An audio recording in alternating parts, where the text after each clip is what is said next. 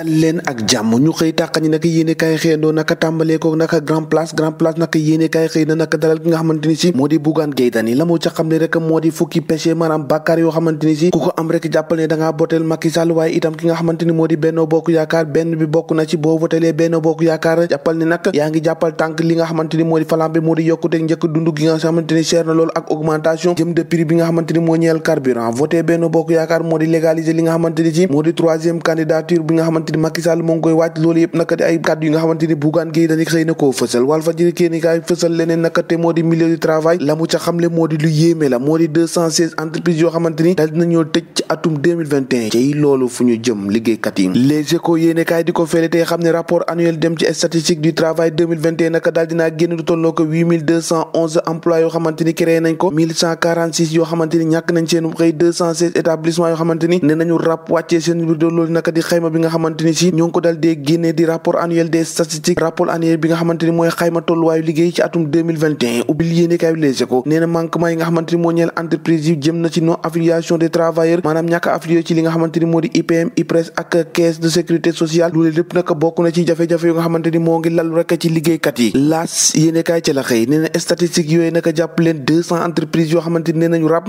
1146 emplois yoo xamante ni ñàkk nañ seenu xëy ci jamono ji nga xamante ni si ñoo ngi amal seenu liggéey loolee naka la yéene kaay bi xëy fësal statistique du travail Le Soleil yéene kaay ci la dikkaat naka rapport 2021 feeñ na naka lu tolloo ko 1320 déclaration d' accident du travail yoo xamante ni si dal dinañ koy nemmeeku ci ak itam ay jàngaro yoo xamante ni moo ngi lalu rek ci maladie yu ñu duppee rek professionnel loolee nga xamante ni si moo ngi lalu seen wàllu liggéey yéene kaay bi ci la dikkaat nag yéene kaay bi daka dikkaat ci leneen moo di Fatou François Mancabou naka li nga xamante ni si moo di lees jàppale naka ay dénonciation ay révélation yi nga xamante ni si ñoo ngi yéegal bu baax a baax pression bi yéene kaay bi nga xamante ni moo di Les Échos la mu ca wax moo di autopsie bi ñu dal dee effectué à l'insu de sa famille loolee naka naqar lañ ko bu baax a baax résultat yi ñoo ngi koy xaar lu yàggul dara avocat yi ñoo ngay ñaawlu ak naqarlu parax gi nga xamante ni si noonu lañ ko dal dee amalee procureur naka nee na exclure rek li nga xamante ni moo di dal dee topp médecin yi nga xamante ni si ñoo nekk ci hôpital principal njaboot bi naka nee nañu écarté wu ñu dal dee ñaawlu li nga xamante ni moom moo am résultat moo di juróom yi nga xamante ni moo tukkee ci autopsie bi nga xamante ni moom la ñu def ci faatu pa seen doom jooje di François